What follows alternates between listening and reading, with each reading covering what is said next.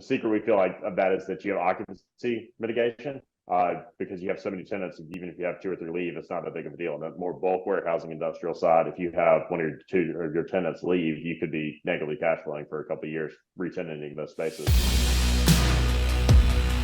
So Grant, what's the number one secret to industrial cash flow investing? So what we do is multi-tenant flex. So that is multiple tenants. So anywhere from say 10 to 30 tenants in a complex. And these are smaller office warehouse suites. So we do not do the large scale bulk warehousing, Amazon warehousing, big 200,000 square foot tenant kind of stuff. We do say a 100,000 square foot building made up of a lot of 5 and 10,000 square foot office warehouse suites. So these are more business park kind of assets. The secret we feel like of that is that you have occupancy mitigation. Because you have so many tenants, even if you have 2 or 3 leave, it's not that big of a deal. And the more bulk warehousing industrial side, if you have 1 or 2 of your tenants leave, you could be negatively cash flowing for a couple of years, re-tenanting those spaces. Also, the biggest reason we do this asset class is none of it's been built in the past 20 years. So we have huge supply demand metrics that are really in our favor. We're buying these for well below replacement costs. The numbers don't work to build new product on top of us.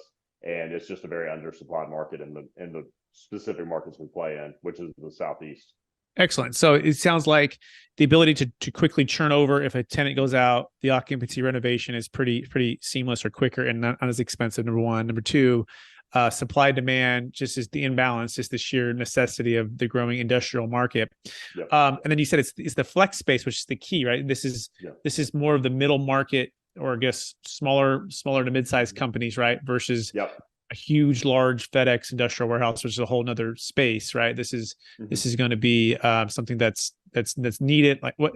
Give us some average tenants and what that looks like. The tenant mix. Yeah.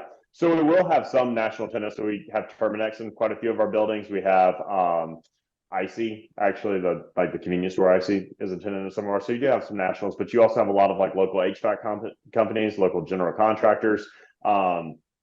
More mom and pop kind of or regional suppliers of different type of logistics or manufacturing or kind of smaller tenants like that.